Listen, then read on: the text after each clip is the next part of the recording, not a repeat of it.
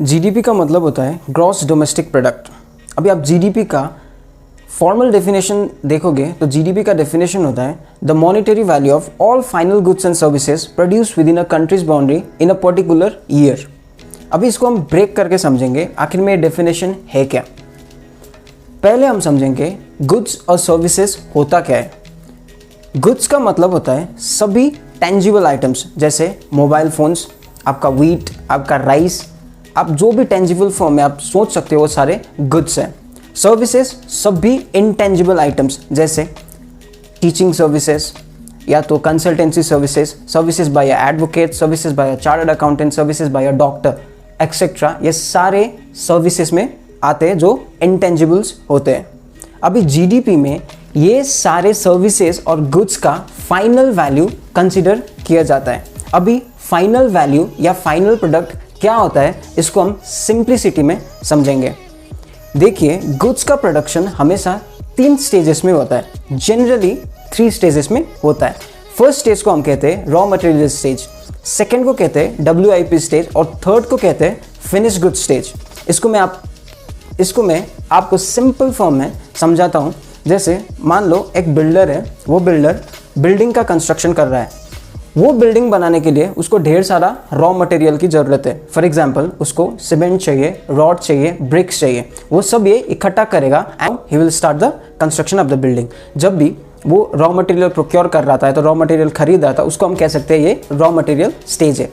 जब वो construction start करेगा, जैसे फर्स्ट फ्लोर का कंस्ट्रक्ट किया, सेकंड फ्लोर का कंस्ट्रक्शन किया, उसको हम कहते हैं WIP stage, that is work in progress stage. और जब बिल्डिंग फुल्ली तैयार हो जाएगा, रेडी टू यूज़ हो जाएगा या तो रेडी टू सेल हो जाएगा, उसको हम कहते हैं फाइनल प्रोडक्ट या तो फिनिश प्रोडक्ट।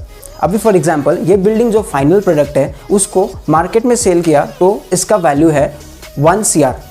अभी ये जो 1 CR है ये फाइनल वैल्यू है, फाइनल मॉनिटरी वैल्यू, और ये वैल्यू कंसिडर होगा जीडीपी कैलकुलेशन में। बिल्डर ने तो रॉ मटेरियल स्टेज में जब सीमेंट खरीदा होगा, रॉड खरीदा होगा, तब उसने उसका भी पेमेंट किया था, लेबर लगाया, लेबर चार्जेस वो भी पेमेंट किया था। लेकिन ये सब जीडीपी में, बिल्डर जब बिल्डिंग कंस्ट्रक्शन कर रहा है तो ये जीडीपी में कंसिडर नहीं होगा। जो भी फाइनल प्रोडक्ट, जब बिल्डर एक बिल्डिंग खड़ा करेगा, बिल्डिंग का फाइनल कंस्ट्रक्शन करके रेडी टू यूज कंडीशन में लाएगा, वो बिल्डिंग का वैल्यू जीडीपी में कंसिडर होता है। सो जो भी जीडीपी का डेफिनेशन है वो कहता है कि फाइनल वैल्यू ऑफ गुड्स और सर्विसेज, फाइनल वैल्यू का मतलब होता है जो फिनिश प्रोडक्ट का वैल्यू होता है वो जीडीपी में कंसिडर करते हैं हम।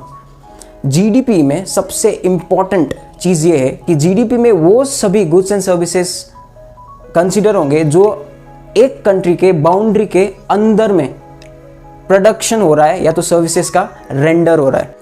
एक कॉमन डाउट सबको रहता है, फॉर एग्जांपल माइक्रोसॉफ्ट है और माइक्रोसॉफ्ट ने अपना प्लांट इंडिया में लगाया है और माइक्रोसॉफ्ट इंडिया से सर्विसेज दे रहा है, तो क्या ये इंडिया के जीडीपी में कंसिडर होगा? The answer is yes. जो भी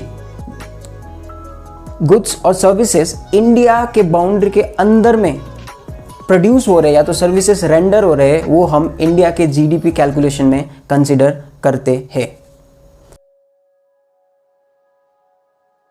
सो अभी मैं डिस्कस करने जा रहा हूँ 2 types of GDP. This is very critical, so मैं बोर्ड का यूज़ कर रहा हूँ। So GDP is generally of 2 types. एक होता है आपका रियल जीडीपी और एक होता है आपका nominal GDP. Real GDP generally inflation को कंसिडर करता है, इट कंसिडर्स इन्फ्लेशन, और नॉमिनल जीडीपी इन्फ्लेशन या डिफ्लेशन को कंसिडर नहीं करता है।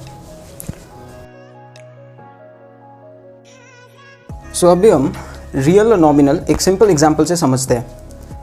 मैं यहाँ पे 2 साल कंसिडर कर रहा हूँ, one is 2012 and the other is 2023।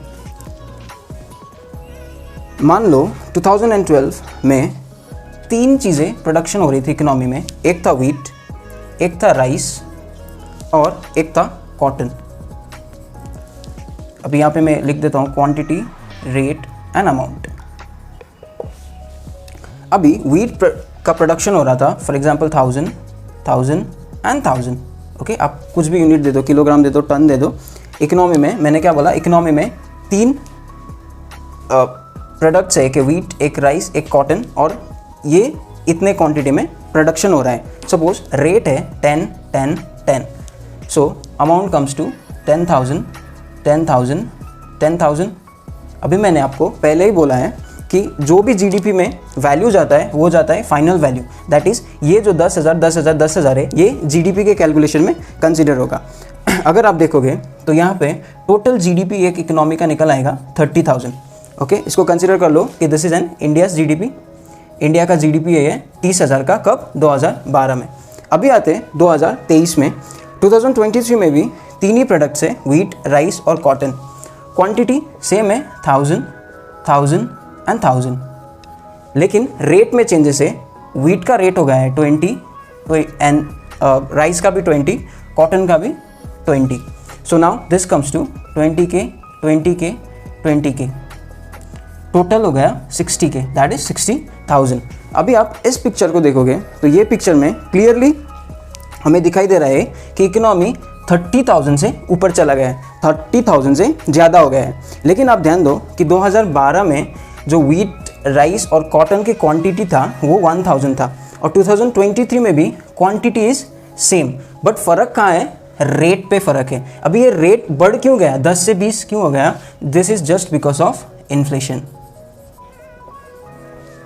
अभी रियल जीडीपी में क्या होता है कि हम जो रेट है 2023 में जीडीपी कैलकुलेट करते वक्त हम रेट ये करेंट ईयर का नहीं लेंगे, हम एक स्टेबल ईयर का लेंगे। सपोज 2012 में इकोनॉमी स्टेबल था तो हम रेट लेंगे 20 की जगह 10, यहाँ पे भी 10, यहाँ पे भी 10। अभी आप देखोगे तो यहाँ का भी जीडीपी आएगा 30,000 और 2012 का भी 30,000, मतलब कोई चेंज नहीं है, देयर इज़ नो चेंज।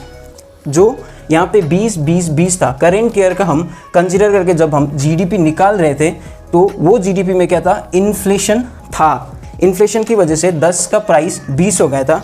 ये जो 20 वाला रेट लेके हम जीडीपी कैलकुलेट कर रहे थे, इसको हम कहते हैं नॉमिनल जीडीपी, और जो हमने बेस ईयर का रेट लेके कैलकुलेट किया उसको हम कहते हैं real GDP. So this is the simple example of real and nominal GDP. I hope आपको समझ में आ गया है। देखिए, मैं आप अपने वीडियो से एक्चुअली क्लियर करना चाहता हूँ कि if I fumble in between then please don't mind, because मैं डायरेक्ट कैमरा चालू करता हूँ and I start speaking. Okay, मुझे बस सिंपल फॉर्म में जो भी कॉम्प्लेक्स कंसेप्ट्स होते हैं उनको I want to share to the public, so that is why I might fumble, so don't mind. Till then subscribe to my channel. I hope आपको GDP का क्रक्स समझ में आ गया होगा इस वीडियो से। Thank you, keep watching, do subscribe to the channel.